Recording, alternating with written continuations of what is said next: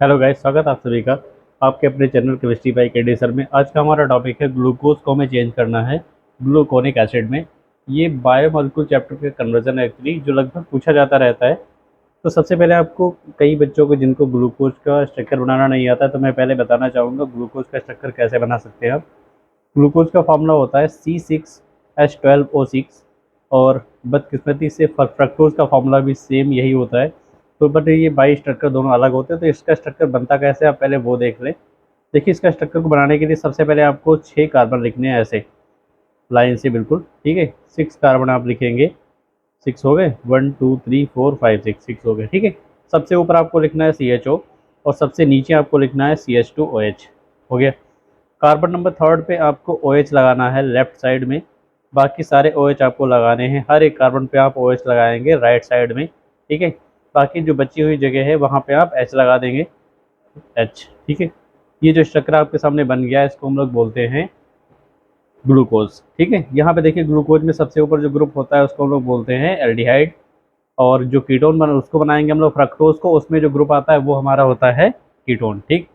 अब देखिए, अगर आपको रिएक्शंस में जब आप कभी रिएक्शन करेंगे ग्लूकोज की, तो आप चाहें तो इसी स्ट्रक्चर को इस तरीके से लिख सकते हैं। यहाँ पे CHO लिखेंगे और ये इतने ओपन ना लिख के आप चाहें तो इसको CHOH का होल 4 भी लिख सकते हैं और नीचे आप लिख देंगे CH2OH।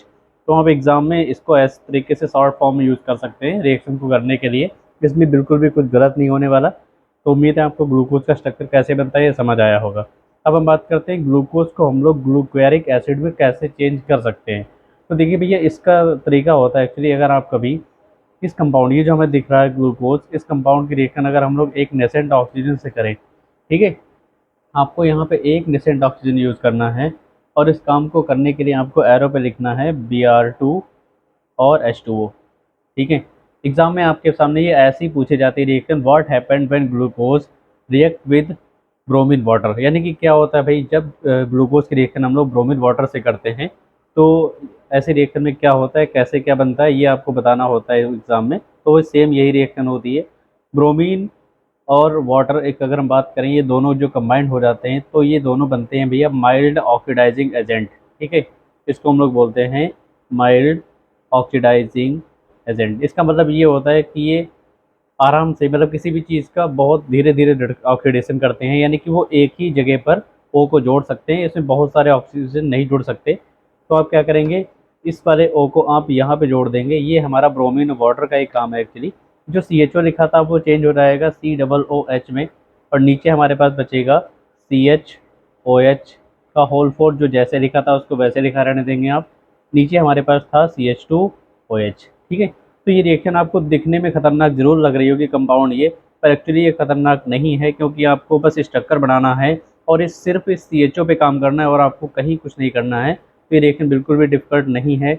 जब ये O जाके यहाँ पर अटैच होगा तो जो पहले एल्डिहाइड ग्रुप था वो क्या बन जाएगा, वो हमारा एसिड ग्रुप बन जाएगा। और इस कंपाउंड का नाम, ये जो बना है, इसी कंपाउंड को हम लोग बोलते हैं ग्लूकोनिक एसिड। तो उम्मीद है आपको एक कन्वर्जन जरूर समझ आया होगा। पहले आप ग्लूकोज के स्ट्रक्चर को बनाना सीखें, उसको शॉर्ट फॉर्म में आप लिख सकते हैं एग्जाम में, बिल्कुल आप ना सोचें, ये बिल्कुल गलत नहीं होगा। उसके बाद अगर आप इसकी रिएक्शन नेसेंट ऑक्सीजन के साथ करते हैं तो ये ग्लूकोनिक एसिड का फॉर्मेशन करता है। और ये क्वेश्चन 1 नंबर में हर बोर्ड में लगभग आता रहता है, क्योंकि बायोमोलिक्यूल चैप्टर में रिएक्शन के नाम से यही कुछ टॉपिक्स हैं जो पूछे जाने वाले होते हैं, इसीलिए एग्जामिनर को ये टॉपिक्स एग्जाम में देने पड़ते हैं, ठीक है। तो हमारा ग्लूकोज ग्लूकोनिक एसिड में चेंज हो चुका है। उम्मीद है आपको ये कन्वर्जन समझ आया होगा। तो आज के इस वीडियो में बस इतना ही, मिलते हैं आपको नेक्स्ट वीडियो में। धन्यवाद।